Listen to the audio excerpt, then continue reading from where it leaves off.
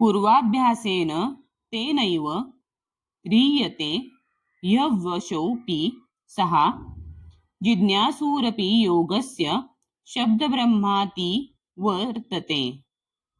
44. पूर्वीच्या अभ्यासाने तेन त्यामुळे एव खचितच हीयते आकर्षित होतो ही खात्रीने अवशः आपोआपच अपि सुद्धा सहा तो जिज्ञासू अपि जरी योगाचे शब्दब्रह्म शास्त्रातील कर्मकांड अतिवर्तते अतीत होतो. आपल्या पूर्वजन्माच्या दिव्य चेतनेच्या आधारावर तो आपोआपच आपली इच्छा नसतानाही योगाभ्यासाकडे आकृष्ट होतो. असा जिज्ञासू योगी सदैव शास्त्रांच्या कर्मकांडात्मक तत्वांच्या अतीत असतो. तात्पर्य: उन्नत योगीजन शास्त्रोक्त कर्मकांडाकडे आकर्षित होत नाहीत, परंतु ते योगाची पूर्णता असणाऱ्या कृष्ण भावनेप्रत उन्नत करणाऱ्या योगाभ्यासाकडे आपोआपच आकर्षित होतात.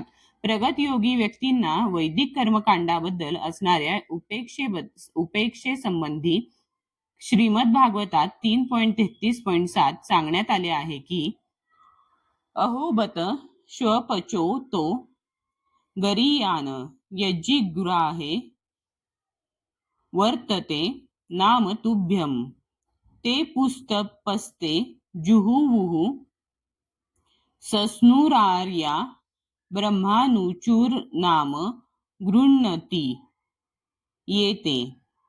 हे भगवन, जे तुमच्या पवित्र नामांचे कीर्तन करतात ते जरी चांडाळ कुळात जन्मलेले असले तरी आध्यात्मिक जीवनात ते अत्यंत प्रगत झालेले असतात. तुमचे कीर्तन करणाऱ्या व्यक्तींनी निसंदेह सर्व प्रकारचे तप आणि यज्ञ केले आहेत. सर्व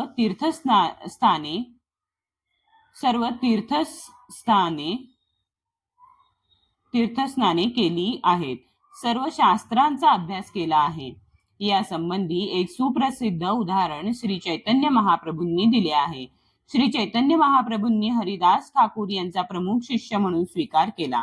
हरिदास ठाकूर यांचा जन्म जरी मुस्लिम कुळामध्ये झाला तरी श्री चैतन्य महाप्रभूंनी त्यांना नामाचार्य या पदावर आरूढ केले, कारण हरिदास ठाकूर हे दररोज 3 लाख वेळा हरे कृष्ण कृष्ण कृष्ण हरे हरे, हरे राम राम राम हरे हरे या महामंत्राचा जप करण्याचे व्रत कठोरपणे पालन करीत असत.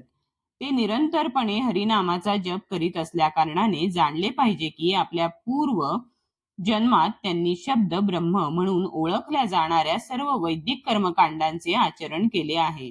म्हणून जोपर्यंत मनुष्य शुद्ध होत नाही तोपर्यंत तो कृष्ण भावनेच्या तत्वांचा स्वीकार करूच शकत नाही किंवा हरे कृष्ण महामंत्राच्या कीर्तनामध्ये संलग्न होऊ शकत नाही.